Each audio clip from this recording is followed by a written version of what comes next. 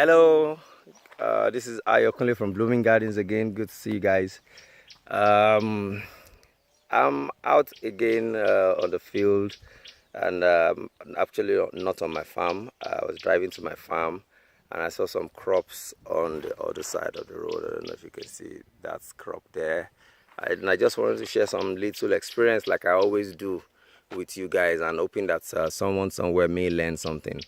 Before I go into the crop and explain what I'm seeing, I think I should actually give this my series on YouTube a proper name, and I've been thinking about what the name to give it. I haven't come up with anyone, so I'm throwing it out to you guys there. If you feel there's any suggestion, you want to suggest a name, maybe call it Bushman series or Wildlife series or New Age Farming series, New Age Farmer, whatever. If you have suggestions, please feel free to put it in the comment below. And after putting in the comment below, if you have for watching this video or watching my channel for the first time, please do me a favor, subscribe on the channel by clicking the red button below, and we'll be good to start a very good relationship. There's a lot of that we're learning in farming in Nigeria, and I'm always excited to share what I know or what I've seen or what I've experienced. So all right, join me on the journey today. I'm going into the crop right now. Okay, now right behind me here, all the way down there, you can see it's a relatively not too big piece of land, but they've planted habaneros and they're doing very well. The guys here are actually doing a nice job keeping the weeds away, irrigating the crops. You can see they just irrigated today. There's enough water. It's all dripped, all right? So there's drip irrigation everywhere. So looking at this from afar, the crops looks like they're doing superbly well, because even my staff on my farm down the road would say, that pepper is doing well. They're going to get a bounty harvest. But moving closer, and if you have the right eyes, you'll be shocked that it's a sorry tale. I can't even tell the farm owners here, but it's a sorry tale. I doubt if they're going to get anything out of here. So what do I mean? Let me move closer. This looks like an healthy crop, right? This particular plant. But if you go close to the top of the leaves, you can see that the leaves are shriveling and curling.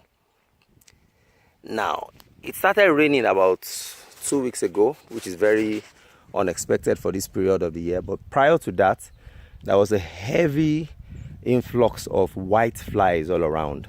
And it wasn't just here in Lagos, in Ekpe. It's all over the country. There were white flies, which is normal during the period of December and January when things are dry and there's harmattan. White fly brings harmattan. Now, this shriveling that you are seeing that started showing up just last week on these crops was a result of those white flies that came 4-6 weeks ago that wasn't tackled properly. White flies are very dangerous for vegetable crops. So what do? They carry a virus that once they drop it in the plant, it's irreversible. So what you're just going to end up seeing is, so take a look at this crop. You can see the lower leaves have big leaves, but the new ones are small and tiny.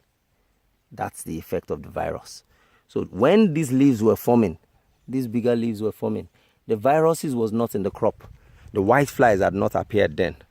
Now, another big challenge with white flies is that when they come and infect your plant, even if you come and you spray, if you don't catch them very early before they do the infection, if you allow them to play around 1 week, 2 weeks, it's already too late.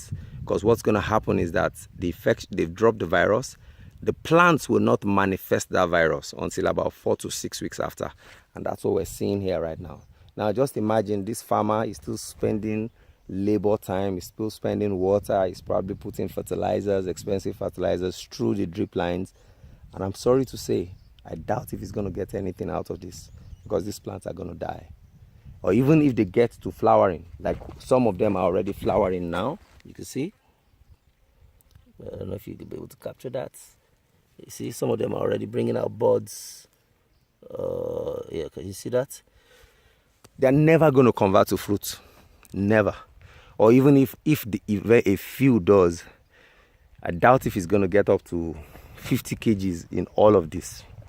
It's a shame, but it is what it is. I'm putting out this video so that someone somewhere would learn and know that whiteflies is a big deal. Deal with them as soon as you see them. Whiteflies is a big deal. Deal with them as soon as you see them. Don't toy with them. Don't play with them because they are nasty. All right. Now, how do you deal with them? There are chemical sprays. Abamectin abamectin as a chemical is an option that you could spray. Another option, which is to me is a bit more effective, is a product from Bayer Chemicals called Confidor. It's called imidacloprid as the active ingredient. That has also worked. And if you're organic, which is, I think, is even more effective, I understand the use of neem oil has also been quite effective in eliminating whiteflies. Another option available is for you to use yellow sticky papers.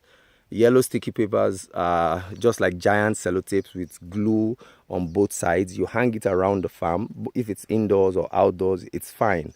You hang it around the farm. When the whole concept about the yellow sticky papers is that when the whiteflies are coming, they see the yellow, they assume it's a flower, and they dive into it and get stuck.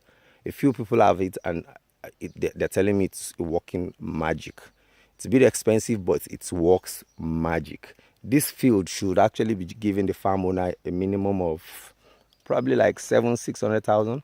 I doubt if he's going to get 20,000 out of this. So if you compare the costs of what you need to buy to protect your crop vis-a-vis making this loss, then you need to make the right decision. All right, so this is me again sharing my experience. Two things to take out. Please subscribe when you're done watching this video so that you can get more videos as we post them online. And second thing you need to do for me is give me a suggestion on a name for this series so I can tag it appropriately. And let's see how we can feed the world. So this is Ayokunle, Blooming Gardens. See you on the next video. Thank you. Bye.